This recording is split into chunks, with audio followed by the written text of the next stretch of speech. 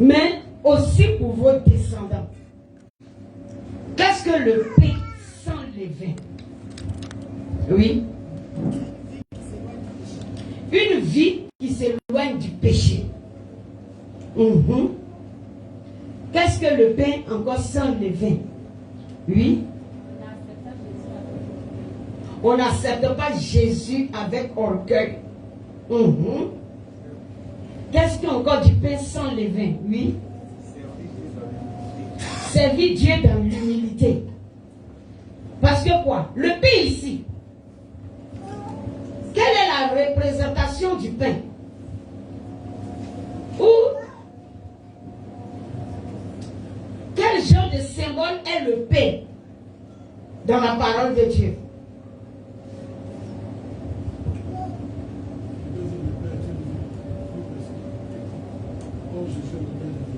Amen. Le pain d'une personne comme Jésus est le pain de vie.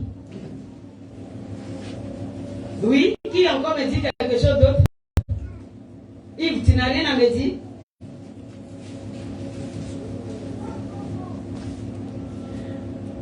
Le pain que les Israélites doivent manger ici, dans ce repas pascal, ce pain-là était en train de représenter même quoi en effet?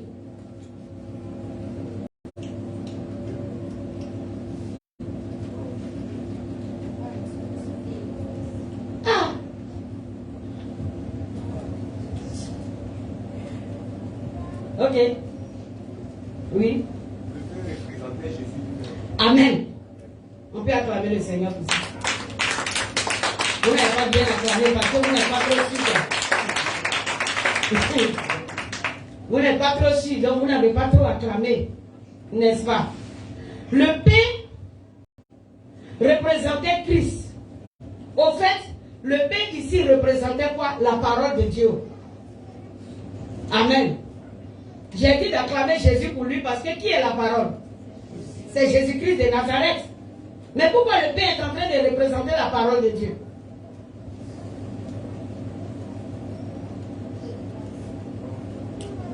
Comment vois-tu que ce pain-là représente vraiment la parole de Dieu?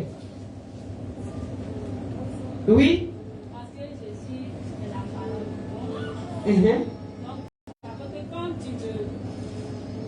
D'accord. Amen. Hein?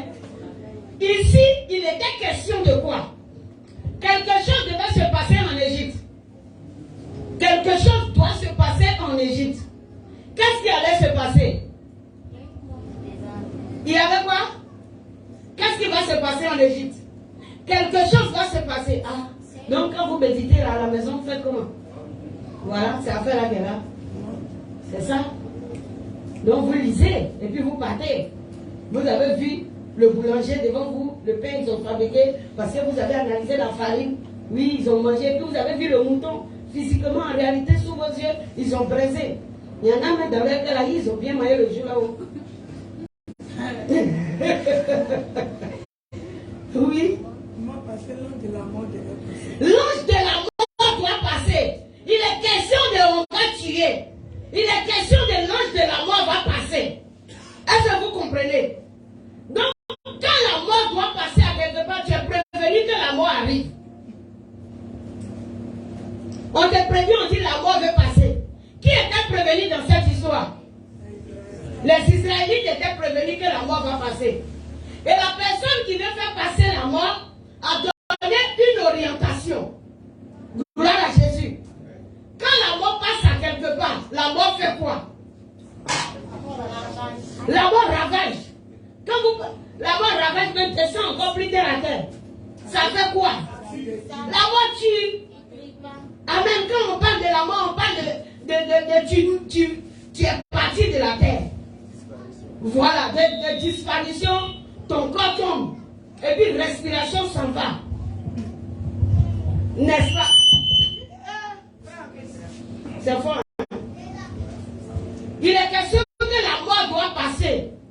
Et cela était certain. Gloire à Jésus. Et qu'est-ce qu'il fallait maintenant pour ne pas mourir? Il fallait avoir la vie. Acclamer le Seigneur pour elle. Mais il fallait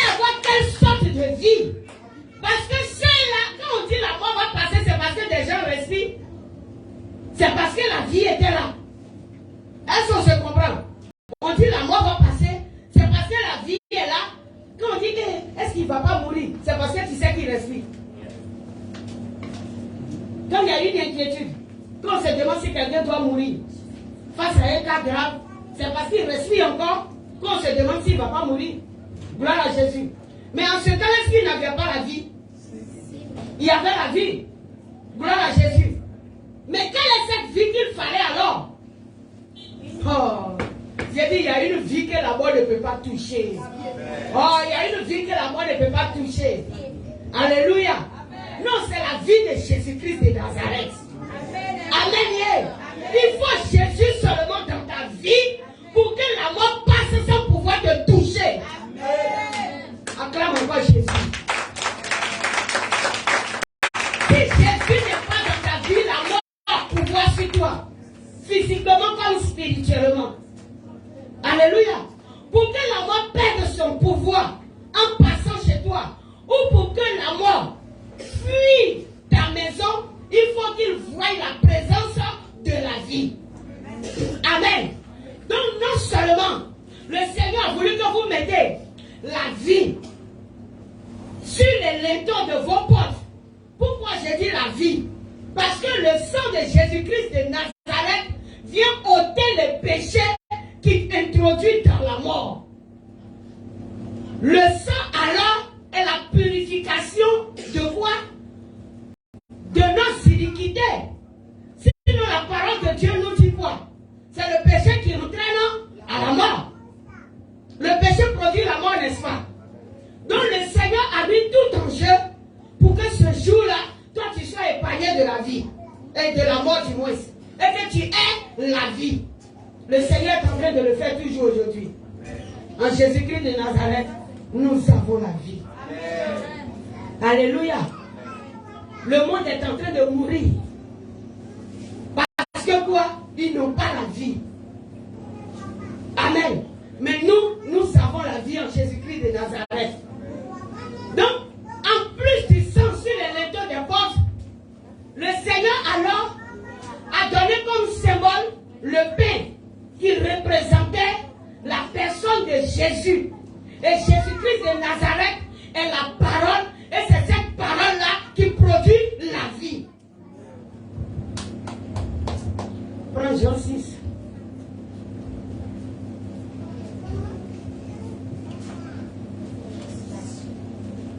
Pour appuyer l'enseignement. On va prendre le livre de Jean.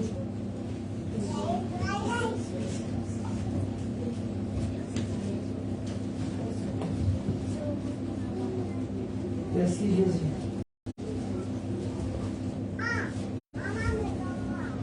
Jean 6, verset 33.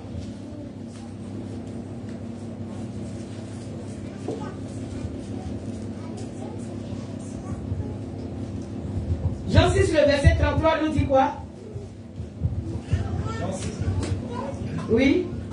Car le pain de Dieu, c'est celui qui descend du ciel. C'est celui qui descend du ciel. Et qui donne la vie au monde. Amen. Qui est ce pain descendu du ciel? C'est Jésus-Christ de Nazareth. Et c'est lui qui a été symbolisé par le pain sans levain en ce temps en Égypte. Pour qu'en mangeant Jésus, c'est-à-dire en consommant, en acceptant la parole de Dieu, que l'ange de la mort puisse passer outre ta maison. Oui, c'est tout. Appuyé par le verset 51. Il dit quoi? Au verset 51, il dit quoi? Verset 51. Oui. Je suis le pain vivant qui est descendu du ciel. Oui. Si quelqu'un mange de ce pain, il vivra éternellement. Il vivra éternellement. Et le pain que je donnerai, oui, c'est ma chair. C'est ma chair. Car je donnerai pour la vie du monde. Amen. Yeah. Gloire à Jésus. Il dit, le pain que je donne, c'est ma chair.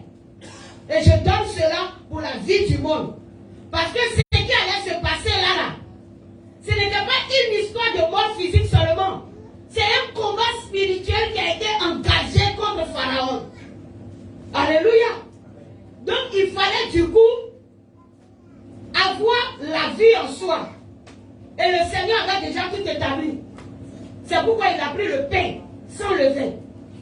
Pourquoi il n'a pas voulu que le pain soit fait avec du levain?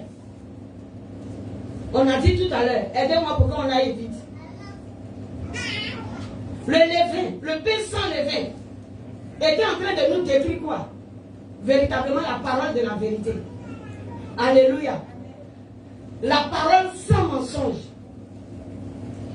La parole est chose, comment l'appelle-t-on? Qui n'a pas été chose, qui n'a pas été gonflée, peut-être par nos raisonnements. Par nous-mêmes, nos pensées. Aujourd'hui, beaucoup de personnes sont dans le corps de Christ et puis ils conduisent l'église de Dieu selon leur propre raisonnement et non selon la parole de Dieu. Il y a tellement de choses qui sont introduites dans l'église de Dieu. Aujourd'hui, quand on dit fête des mères, vous allez voir des églises qui viennent célébrer ces bêtises. On va dire Saint-Valentin, oui, des églises qui cautionnent ces genres de bêtises. De ces fêtes qui ne glorifient pas Dieu. On dit Noël, ils sont les premiers, les chrétiens, à aligner les poulets parce qu'ils doivent tuer le poulet en Noël. Mais le Seigneur est en train de te dire quoi? Pour avoir la vie, il ne faut pas manger le pain levé. Il faut manger le pain sans levain. Ça veut dire qu'on n'ajoute rien selon que l'Apocalypse 22 a dit. Et puis on ne retranche rien. Tel que le Seigneur a dit, cela doit se faire de cette manière. Alléluia. Nous pourrons prendre le livre de Matthieu. Avant d'aller à Matthieu, je veux que tu prennes 1 Corinthiens 5. Tout à l'heure, je viendrai à Matthieu.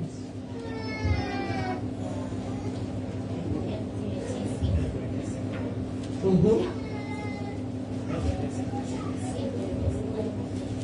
1 Corinthiens 5, à partir du verset 7 au verset 8. À partir du verset 7 au verset 8. Le Seigneur dit quoi dans sa parole?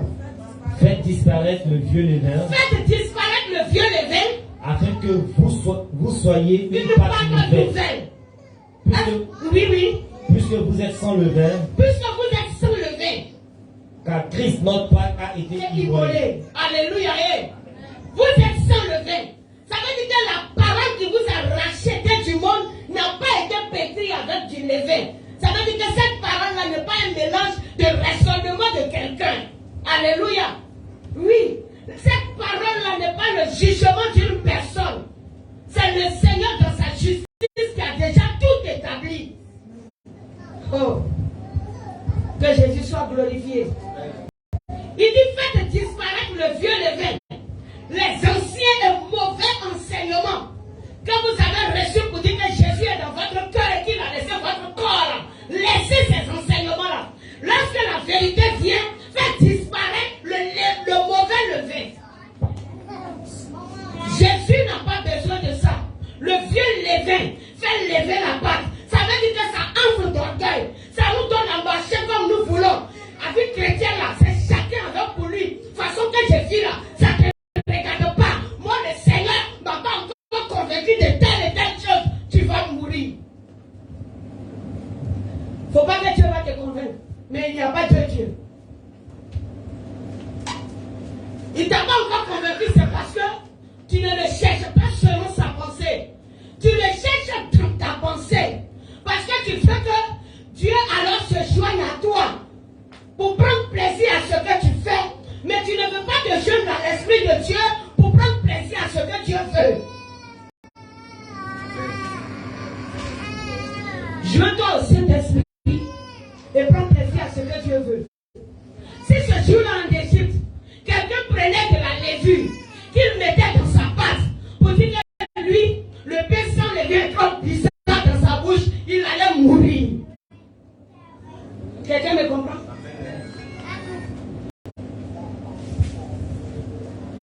Le Seigneur utilise des choses physiques pour nous parler. Sa parole est voilée dans tous ses symboles. La parole de Dieu est voilée.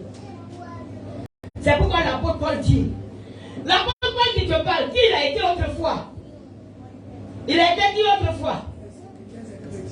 Non, avant de parler de persécuteurs chrétiens. C'est parce qu'ils pensaient que les chrétiens agissaient mal qu'ils persécutaient.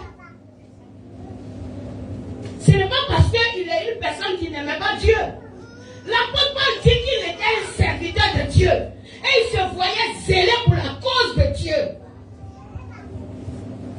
Il n'a pas connu la prophétie qui parle de la venue de Jésus. Parce que les pharisiens, les anciens, les sacrificateurs ont rejeté les prophètes. La Bible nous dit que quoi? Jérusalem qui tue et lapide les prophètes que Dieu leur envoie. Mais comme ils ont rejeté les prophètes, alors ils n'ont pas eu à cœur les paroles de la prophétie qui annonçaient la véritable parole qui allait arriver. Voilà là où a été leur erreur. Et comme ils n'ont pas connu la parole des prophètes, et que cela a été rejeté, donc ils n'ont pas connu la vérité. Et dans leur ignorance, ils servaient Dieu comme eux ils voulaient. Avec le pain levé.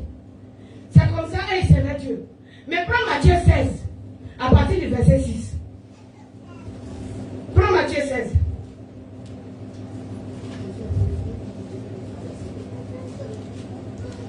Ouf. Matthieu 16, à partir du verset 6. Oui, laisse-moi trouver. Là, je te suis. J'ai dit 16, n'est-ce pas? Matthieu 16, à partir de son verset 6. Matthieu 16, à partir du verset 6. Oui. Jésus leur dit. Jésus leur dit. Gardez-vous avec soin du levain des pharisiens et des sadducéens. Gardez-vous avec soin du levain des pharisiens et des sadducéens. Il veut parler de quoi? Il dit gardez-vous avec soin du levain des pharisiens et des sadducéens. Pourquoi il dit de se garder de leur levain? Quand on parle de levain, ça veut dire qu'eux aussi préparaient une pâte. Eux aussi faisaient du pain. Pour dire que quelqu'un fait du pain, ça veut dire que quoi? Eux aussi annonçaient une parole, soit disant que c'est la parole de Dieu. Mais le Seigneur trouvait que ce qu'ils annonçaient n'était pas la vérité selon Dieu. C'est pourquoi il dit gardez-vous du levain des pharisiens et des sadducéens. Frère, continue. Verset 7. Oui. Les disciples raisonnaient en eux-mêmes et disaient. Les disciples ont commencé à raisonner et puis ils disaient. C'est parce que nous n'avons pas pris de pain.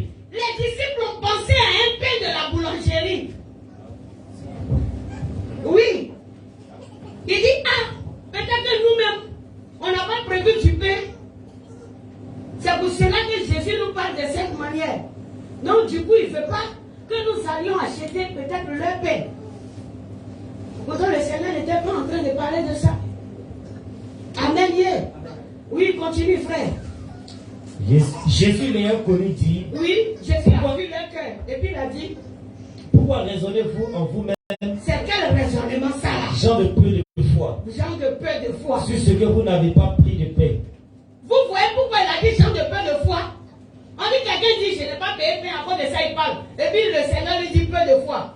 Ok, la foi c'est quoi? C'est la connaissance de la parole. Vous n'avez pas encore connu. C'est pourquoi il a dit gens de peu de foi. Il est en train de parler de la foi à la parole de Dieu. Il dit, les disciples disent, ça là, on n'a pas prévu pain. C'est à cause de ça que Jésus est en train de parler. Ça veut dire qu'au moment où le Seigneur était en train de parler des choses spirituelles, leurs idées étaient encore dans le raisonnement des choses physiques. Il dit, on n'a pas pris pain. C'est pourquoi le maître parle. Et puis c'est en train de murmurer comme ça. Jésus a connu leurs pensées. Il dit, pour qui vous parle du Mauritanien? Qui vous parle du boulanger là? Moi je ne parle pas de cette nourriture là. Le Seigneur fait rien avec la nourriture physique là. Il dit, mais qui vous parle de ça? Ce n'est pas le temps de parler même de cette nourriture physique. Je ne fais même pas allusion à ça. J'ai de peu de foi. Parce que la foi vient de quoi? La foi vient de quoi? Selon Romains 10, 17. La foi vient de ce qu'on entend. Et ce qu'on entend vient de la parole de Dieu. Donc si ce que tu as entendu sur laquelle tu marches n'est pas conforme à la parole de Dieu, tu n'as c'est un menteur. Parce que la foi ne suffit pas de dire que je viens à l'église et que j'ai des occupations dans le temple et que j'ai fait telle et telle activité. Ce n'est pas fait parce que tu es derrière la batterie que la trompette sonne et que tu es enlevé. C'est ça, genre de peu de foi. Les disciples n'avaient pas encore atteint le degré qu'il fallait. Alléluia. Est-ce que quelqu'un est en train de comprendre? Continue la lecture. Verset 9. Oui. Êtes-vous encore sans intelligence? Vous êtes encore sans intelligence. Et ne vous rappelez-vous plus les 5 pains et des 5000 hommes? Et combien de paniers vous avez emporté? Vous avez emporté. Ni les 7 pains. Les 7 pains. Des 4000 hommes. Et combien de corbeilles vous avez emporté? Ça veut dire qu'on est en train de marcher là, si c'est qu'à faire des pains physiques là. Est-ce que vous parle de ça? C'est l'Éternel qui pouvait aux besoins de ses enfants. En un mot, c'est ce que Jésus voulait dire. Il dit on était dans un désert quelque part, où j'enseignais la parole. La nuit est arrivée. Et puis il n'y avait pas de la nourriture. Je n'ai pas multiplié les 5 pains et 2 poissons. Vous avez oublié ça? Pourquoi je vais vous stresser pour la nourriture physique? Jésus était en train de dire, je ne suis pas en train de vous stresser pour la nourriture physique. Mais il y a une nourriture plus importante et plus forte que vous êtes en train de négliger. Je dis faites attention. Ce n'est pas toute parole qu'on écoute. Ce n'est pas toute prédication qui est prédication. Parce que la prédication véritable, le pain sans levain, n'est pas facile à accepter. Parce qu'on aime les jolis pains épis d'or. Mais tout ne sera pas épis d'or pour toi. Tout ne sera pas épis d'or. Alléluia. Ouais. Le pain sans levain, il est froissé sans beauté. Il est froissé sans beauté. Il n'a pas de maquillage. On ne met rien sur lui. On ne cherche même pas sucre. Rien. Vous voyez comment on le construit. Très fade. Il est bizarre. Parce qu'en acceptant Jésus, les gens vont trouver que tu es devenu bizarre. Mon frère, sois bizarre pour être sauvé. Oui.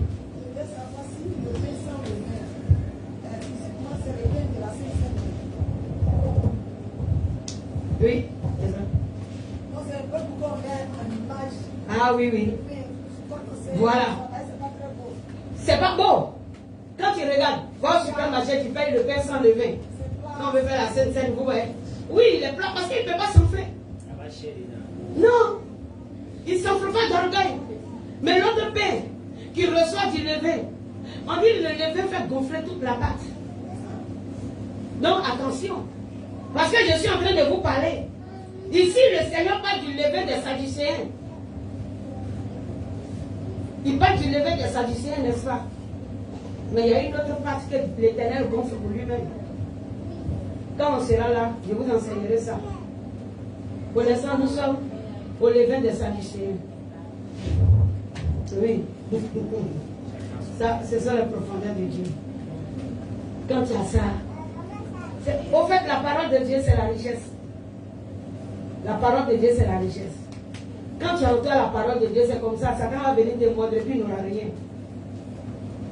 Il finit et puis lui-même il regrette. Satan va quitter. Satan va quitter. Les flèches qu'il va lancer vont faire retour à l'envoyeur. C'est-à-dire que tu ne parles pas à la flèche et puis la flèche se retourne vers son propriétaire lui-même. Parce qu'une flèche spirituelle, elle a de la vie. Et elle va pour accomplir un effet. Qu'elle arrive, qu'elle rencontre une résistance qui est au-dessus de sa taille, elle retourne vers l'envoyeur sans que toi-même tu ne parles. Là, tu n'as pas besoin de faire trop de combats. Un nom de Jésus, et puis les chercheurs de mon village, et pour les liens de famille, mon frère, mange le pain sans levain. Il n'y aura pas fait de briser rien. C'est le fait de ne pas vouloir manger pain sans levain là. On fait les programmes de veille, briser rien. Processus pour vous aider. Ça, c'est aider les gens dans la prière en attendant qu'ils atteignent la connaissance. Sinon, en réalité, un enfant de Dieu qui vient et qui mange la parole, il mange le pain sans levain, lien de famille même va chercher quoi? Lien de famille même se cherche. Il ne te connaît plus. Parce qu'une fois que la parole a été embrasée, que tu l'as à l'intérieur de toi, lien de famille a oublié ton nom. C'est tout. Lien de famille a oublié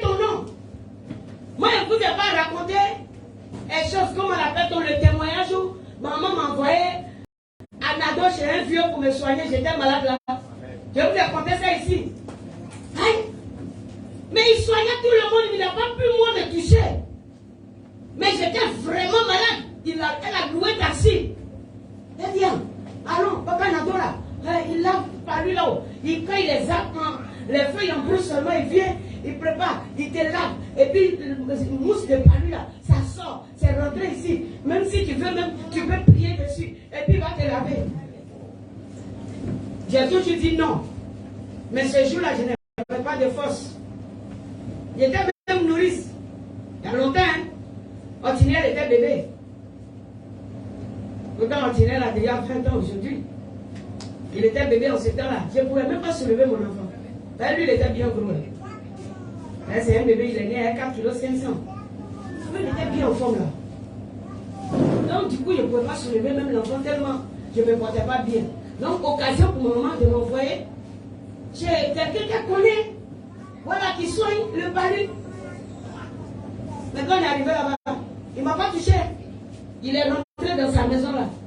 Il est resté dedans là-bas jusqu'à 30 à 40 minutes. Il est ressorti par derrière. Et puis il appelle maman, les deux pauses. Et puis elle me dit, allons-y. Elle dit, aïe, il ne me soigne plus. Elle dit, allons. Il dit, demain il va venir. On a repris Cathy. On est retourné sur son prison. Je suis allé à la PMI là. Il y a un infirmier là-bas qui s'appelait Toussaint. C'est lui le jour là qui a prescrit des piqûres, tout ça. Et puis, ok. On m'a fait des injections. Le lendemain, quand papa Nado est venu, il a appelé maman. Et puis il lui a dit quoi? Il dit oui, il m'a reçu sur sa terrasse là. Ces génies l'ont frappé toute la nuit jusqu'au matin. Ah donc il avait des génies. C'est maintenant que maman va savoir. Il a fallu boire pour que maman sache que lui là, il a des génies. Donc c'est moi qui ai accordé cette délivrance à maman. Sinon tous ceux qui sont malades, elle les transporte. C'est comme ça le Seigneur a besoin de toi dans ta famille. Il faut qu'à partir de toi, oui, on découvre que telle personne n'est pas de Dieu. C'est important. C'est tout. Et ce qui m'a fait rire, elle-même m'a rien dit. Quand il a fini de lui parler, elle ne m'a rien dit. Il a fallu qu'Emile quitte Abidjan pour venir. Yo. Emile est venue. Elle dit, elle ne se sent pas bien. Elle a fallu. Maman doit l'accompagner chez papa Nado. Il a dit, aïe. C'est Emile maintenant qui va venir me faire la commission. Maman dit, non. On ne va pas chez papa Nado. Elle dit, aïe, il y a quoi? Et j'ai envoyé ta grande soeur Sidonie. Il dit, ces génies l'ont frappé jusqu'au matin. Il n'y a plus quelqu'un là-bas. C'est elle maintenant qui va venir me trouver. Et puis elle dit, elle vient chez moi, elle dit non. Sidonie, ça là c'est foutaise. C'est que Jésus là, nous tous on va accepter. C'est intéressant. C'est le mot là m'a dit le jour là. Il dit, il y a quoi? Elle dit, maman t'a envoyé chez papa Nadon. Il dit oui. Elle dit, est-ce qu'il t'a soigné? Elle dit non, il ne m'a pas soigné. Et là, il va me raconter maintenant ce que la vieille lui a dit. Elle dit, ah, moi-même, elle ne m'a pas dit ça. Moi-même, elle ne m'a pas dit ça. C'est à partir de moi que même la femme de mon grand-père, sinon tout cela, dès qu'un enfant est malade, il y a le thérapeute, non? En bon.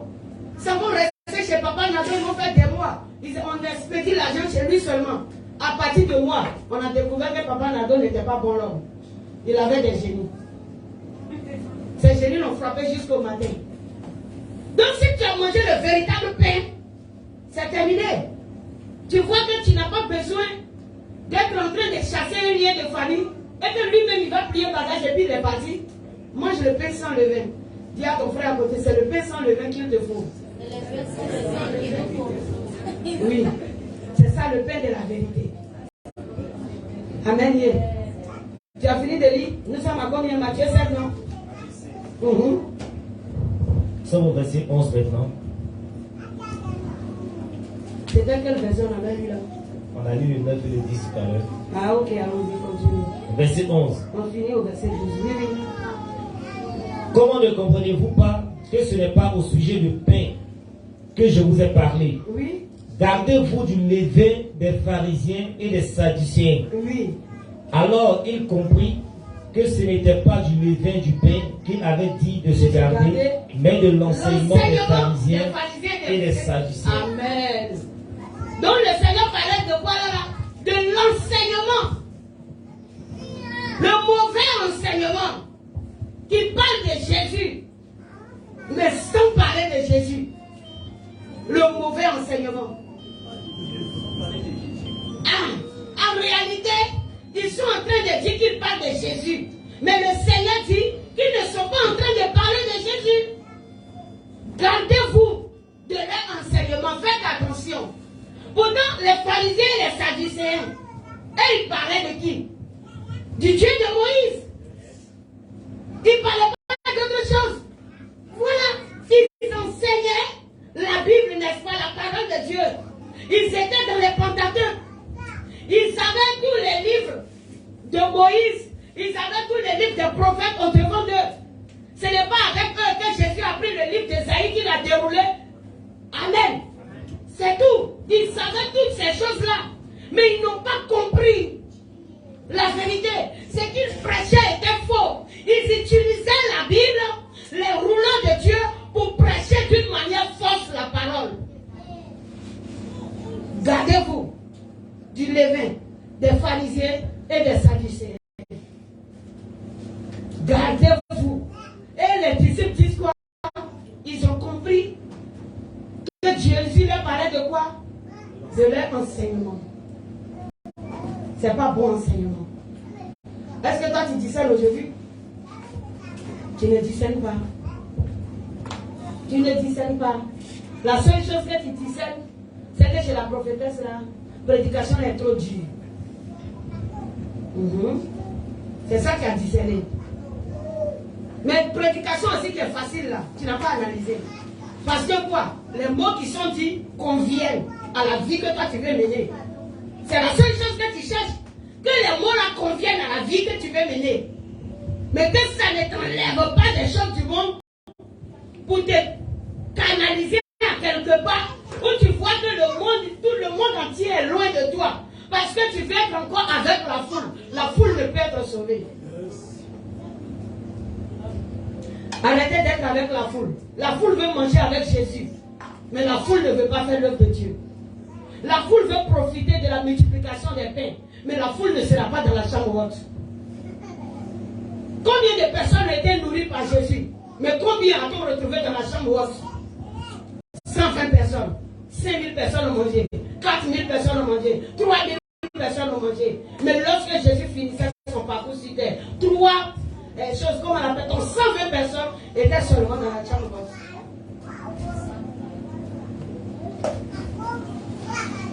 Waouh! Vous voyez un peu? Mais que nous dit l'apôtre Paul? Prends Philippiens 3. Que nous dit l'apôtre Paul à ce sujet? Bon. C'est bien. Exode nous a transporté aujourd'hui. C'est pas mauvais. Tout ça, la connaissance de la parole. Philippiens, il a dit 3, non? Ok. Philippiens 3 à partir du verset 8. À partir du verset 6. Philippiens 3 à partir du verset 6. Oui, allons-y doucement. Quant aux zèles, persécuteurs de l'Église, oui, irréprochables à l'égard de la justice de la loi. Il dit qu'il était irréprochable à l'égard de la justice de la loi. Paul était en train de dire quoi?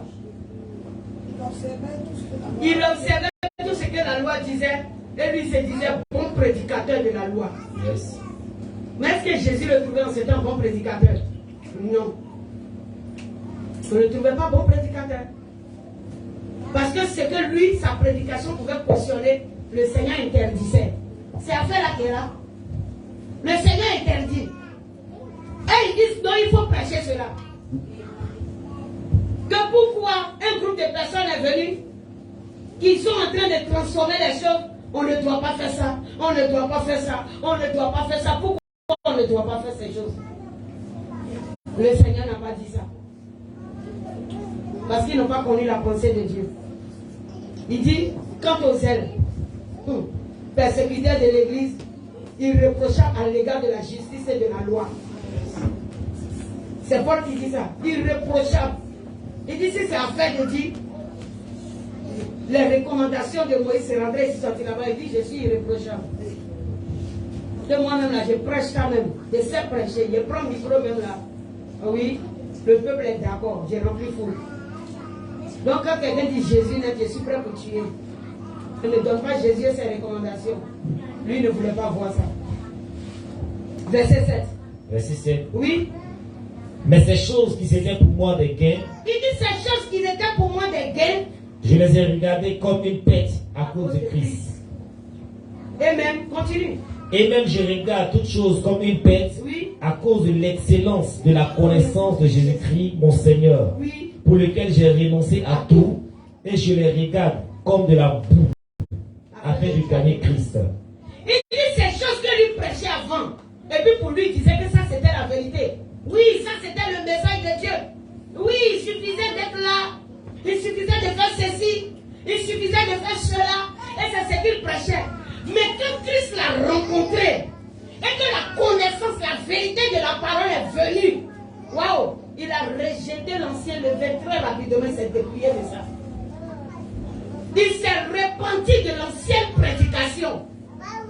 Il y a une ancienne prédication qui est là, qui met le combat dans ton cœur. On rejette ça. Prends la véritable prédication. C'est à ça que Dieu te convie. Tu peux acclamer Jésus.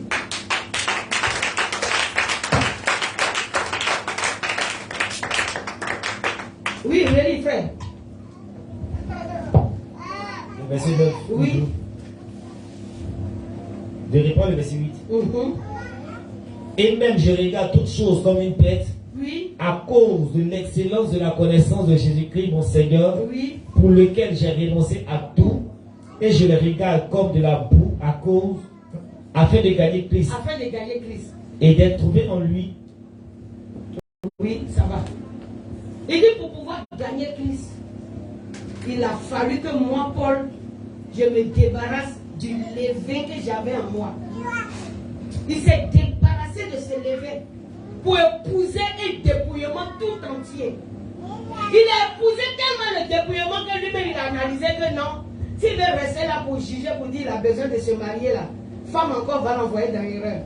Donc il a décidé, à cause de Jésus-Christ de Nazareth, de ne même pas prendre de femme, de continuer pour faire l'œuvre tel que Dieu l'appelle missionnaire de Christ. Parce qu'elle a vu que femme, elle va venir lui dire ici, non, regarde les femmes des pharisiens là, moi-même je suis la femme d'un pasteur là, il n'y a même pas un seul bijou sur moi, regarde comment je suis, il dit tout ça là c'est long, je laisse femme de côté, je suis seul et puis il pourrait prêcher. Je me présente à Dieu comme eunuque, je fais mon coco taillé, je suis réservé pour le Seigneur. Il est devenu eunuque de Dieu, pas parce qu'il n'a pas connu femme, mais à cause de Jésus, il a préféré ne plus y toucher. Parce qu'aujourd'hui, c'est ça.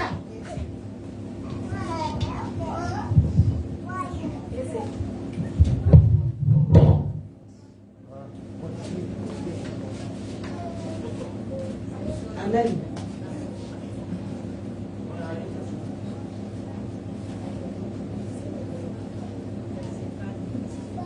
Merci Jésus.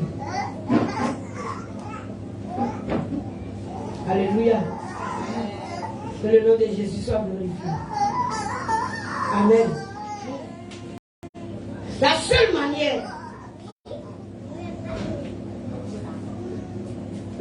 manière de vaincre l'ennemi et ses ruses, c'est d'accepter le pain sans levain.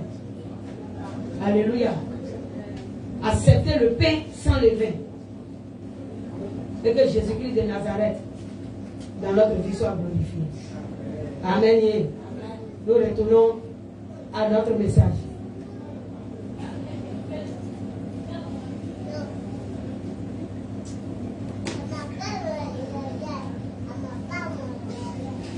N'est-ce pas, Exode 12? Est-ce que quelqu'un a compris? Quelqu'un a une préoccupation?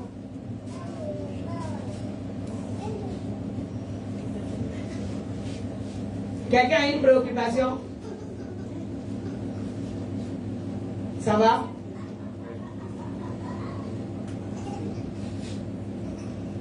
Il n'y a pas de questions? C'est trop fort. C'est trop fort. Ah, c'est fort. Hein. Il y a quoi? Où est la force? La parole de Dieu, n'est-ce pas? Mais c'est parce que c'est fort que le Seigneur nous a dit que quoi? Efforcez-vous. Non, si c'est pas fort, comment il allait nous dire de nous efforcer? Lui-même, il a dit quoi? Efforcez-vous d'entrer par la porte étroite, car l'âge est celle qui mène à la perdition. Gloire à Jésus. Il a dit, efforcez-vous. Et à quelque part, le Seigneur disait, je vous demande de faire tous vos efforts. Il me rappelle ce verset. Pour joindre à votre foi la vertu.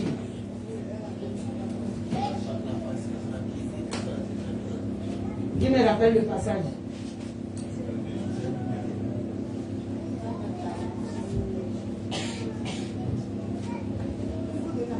Vous l'avez oublié? Non, est-ce que c'est Galate? Non, c'est Pierre.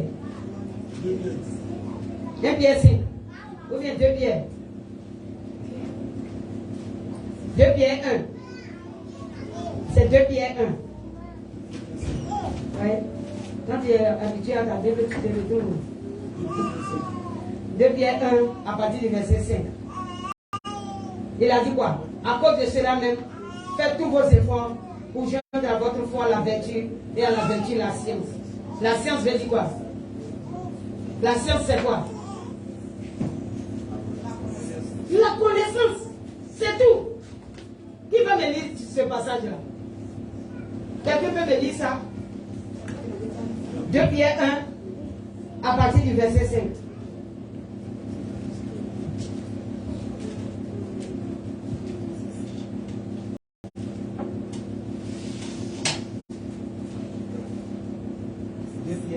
Oui. À partir du verset 1. Non, du verset 5. Verset 5. Oui.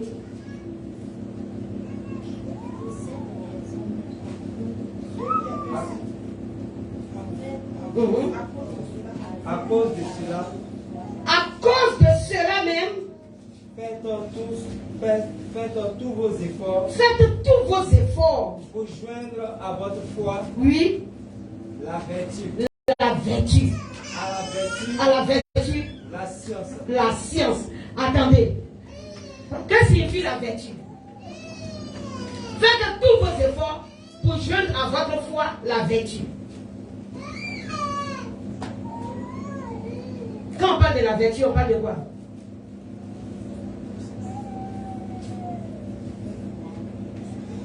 Il n'y a qu'un bras levé.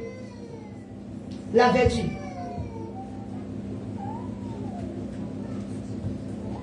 Faites tous vos efforts pour joindre à votre foi. C'est ça, non? À votre foi. Oui. La vertu. La vertu.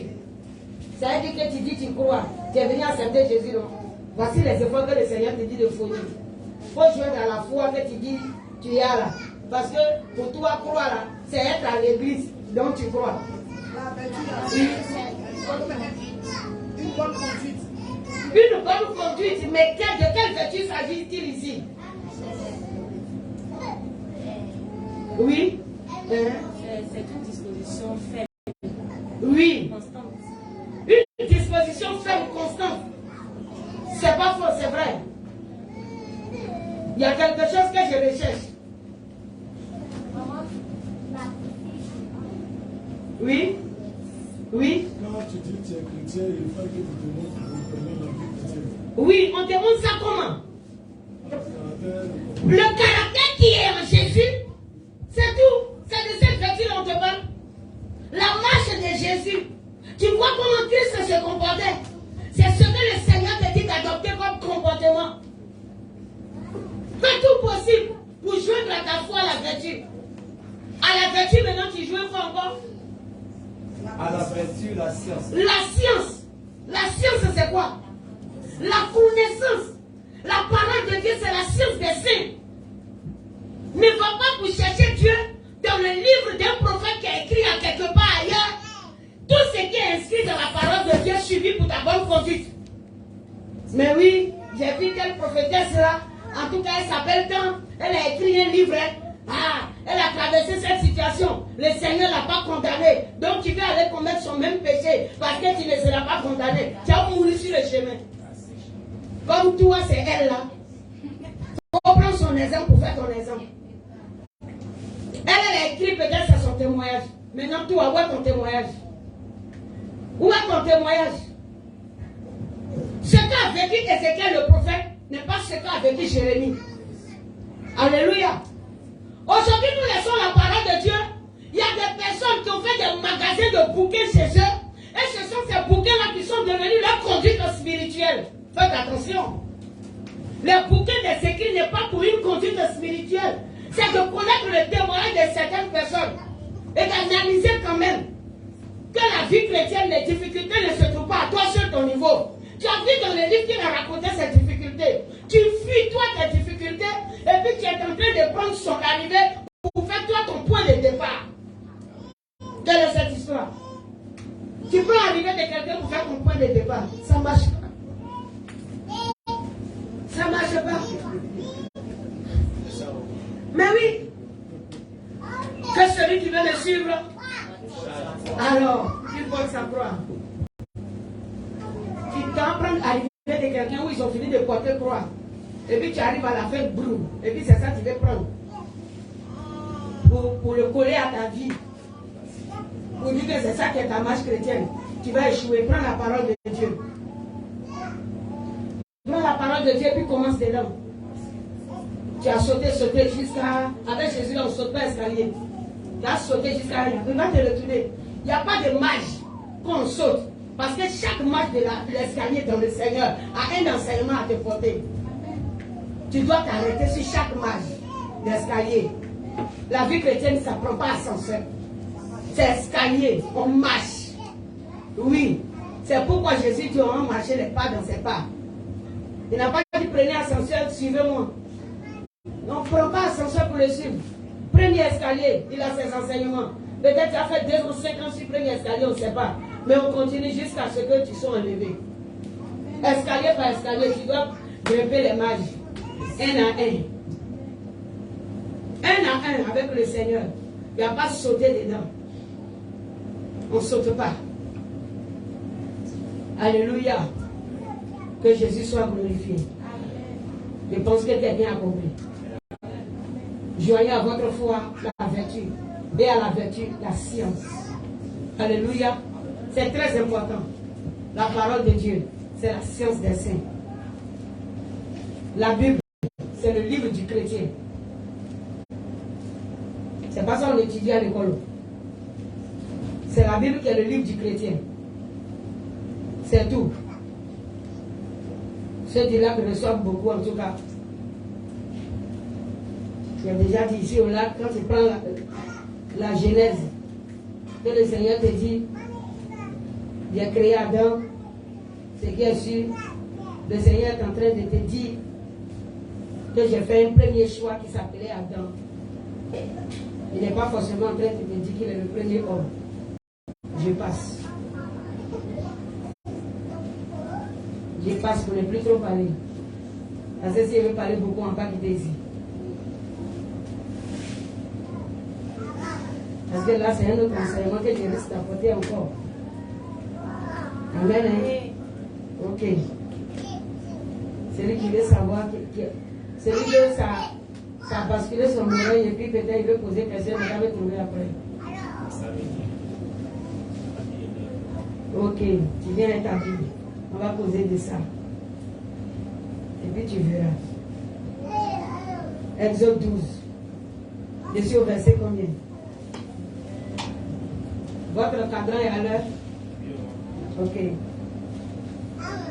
On a fini.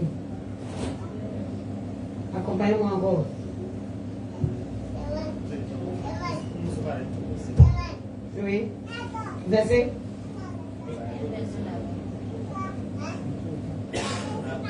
De 14 à 20. De 14 à 20. Ok.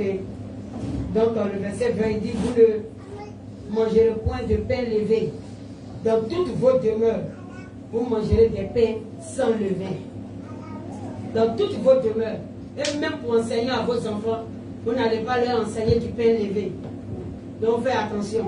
À un certain âge, tu sais que l'enfant commence à prendre plaisir à certains habillements. Elle commence à enlever le pantalon sur lui. Ou sur la jeune fille. Arrête de commencer à lui porter les mini. Parce que maintenant elle prend conscience. C'est ça aussi l'enseignement. L'enseignement n'est pas le fait que tu viennes dimanche à l'église avec eux. Mais dans l'accoutrement, dans l'habillement que tu leur donnes, les enfants sont en train d'apprendre ce que signifie vivre la vie chrétienne. Les enfants apprennent ça. Dans l'habillement, l'enfant apprend. Dans la parole des parents, l'enfant apprend. Dans l'éducation, si tu cautionnes certaines choses qu'on ne doit pas cautionner, tu es en train de lui donner du pain levé. Si tu cautionnes ce qu'on ne cautionne pas, parce que tu l'aimes trop, donc tu ne dois pas blesser ton enfant. Donc tu es en train de le détruire déjà. La Bible dit on ne peut pas aimer son enfant au-dessus de la parole de Dieu. N'est-ce pas? On ne peut pas aimer son enfant. On ne peut pas aimer sa femme. On ne peut pas aimer son mari. Non, mon mari lui dit, lui il aime quand la femme est en pantalon. Mais choisis entre lui et le Seigneur. Et il y a des femmes qui choisissent leur mari que de choisir le Seigneur. Et puis ils vont chercher la parole de Dieu. Un verset qui va les accompagner. Ils sont en train de chercher du pain levé. Ils sont en train de chercher le pain des Sadducéens. Le Seigneur dit, femme, sois soumise. Donc ils vont aller prendre le texte. Ils vont aller prendre le passage des femmes, sois soumises là, pour pouvoir se mettre en pantalon. Ça, tu es une menteuse, quoi. Ça, c'est le mensonge. Que le Seigneur dit d'être soumise. Donc, ce que mon mari aime, c'est ce que je dois faire. Ah, tu ne sais pas que Jésus-Christ de Nazareth, c'est l'époux des époux. Et ce que Christ, ton époux, aime, tu ne dois pas faire. Mais tu dois faire ce que ton mari aime. Tu ne dois pas faire ce que Christ, ton époux, aime. Mais tu dois faire ce que ta femme aime. Parce que non, tu l'aimes trop, quoi. Tu ne peux pas laisser femme là. Je dois faire ce que ma femme aime. Je dois faire ce que mon enfant là, je l'aime trop. Ok. Ce qui va rester jusqu'au lendemain, qui ne sera pas consumé, rôti au feu, sera brûlé dans le feu étranger. Il y a un autre feu qui va recevoir ça. Tu l'aimes trop, c'est que tu es en train de conduire l'enfant à la mort. Tu te conduis à la mort et tu conduis l'enfant à la mort. Jésus a dit aux pharisiens, vous-même vous ne voulez pas rentrer dans le royaume, et puis vous empêchez ceux qui veulent entrer. Parce que des personnes viennent, ils sont dans le temps, ils cherchent la parole de la vérité. Vous êtes en train de leur mentir, tandis que la vérité, vous la connaissez. Vous ne voulez pas entrer dans le royaume et vous empêchez encore ceux qui veulent y entrer. Pharisiens, hypocrites, c'est eux là. C'est sur eux là seulement Jésus a prononcé ces mots là dans la Bible. Scribes et pharisiens, hypocrites. C'est pas ce que Jésus a dit.